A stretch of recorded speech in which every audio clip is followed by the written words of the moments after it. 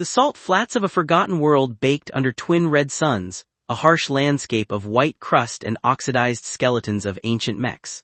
Across this wasteland roared the Chimaera, a frankensteinian war rig constructed from the chassis of an Imperial AT-AT and the screaming V8 heart of a pre-collapse road tractor. Perched in the crow's nest of the lumbering titan was Dr. Henry Jones, clad in his signature fedora, though now it was duct-taped to his leather flight helmet. He wiped a gloved hand across his brow, squinting through a pair of electro-binoculars at the swirling dust storm ahead. "I'm telling you, short round," Indy barked down a brass speaking tube. "The Chronos Codex isn't just another myth. The Empire wants it, Immortan Jack wants it, and if my history serves, it belongs in a climate-controlled vault in Sector 4. "Dr. Jones, trouble on the flank," came the tinny, panicked voice of his young mechanic echoing from the rig's belly. From out of the whiteout screamed a swarm of interceptors, nitrous-fueled buggies driven by bleached-skull warboys firing rocket-propelled thundersticks. Leading them was a chrome-jawed cyborg enforcer whose cybernetic eye whirred and clicked, targeting the Chimaera with lethal HUD precision. "Dead or alive, you're coming with me, rebel scum," grated a metallic, synthesized voice over the rig's hijacked comm frequency. "Robo-Centurion," Indy cursed, drawing his heavy blaster revolver. "Jurisdiction on this sector expired 20 parsecs ago, Chrome Dome." With a deafening roar, a war buggy leapt into the air, its driver howling madly. A grappling hook latched onto the Chimaera's rear axle. The cyborg enforcer scrambled up the side of the moving war rig, his heavy steel boots clanking against the rusted armor plating with the unstoppable rhythm of an industrial piston. Indy didn't hesitate. He holstered his blaster, drew his trusty 12-foot bullwhip and lashed it around a protruding exhaust pipe. With a fierce yank, he swung out into the howling gale of the salt flat, his leather jacket snapping violently in the wind.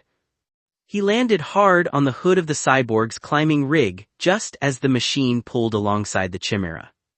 The cyborg drew a gleaming, serrated vibroblade. "Serve the public trust, protect the galactic empire, eradicate the heretic." "You're quoting the wrong manual, pal." Indy ducked a lethal arc of the blade, the high-frequency hum singing past his ear. Suddenly, the sky above them tore open. A sleek, delta-winged starfighter cut through the thunderheads, banking hard. The cockpit canopy slid back, and a woman in a tailored white tuxedo jacket over tactical flight gear leaned out, leveling a sleek silver-barreled Walther PPK that fired miniature disruptor rounds. "Need a lift, Professor?" shouted Tracy Bond, her dark hair whipping across her face as she expertly held the fighter in a death-defying hover just feet above the speeding rigs.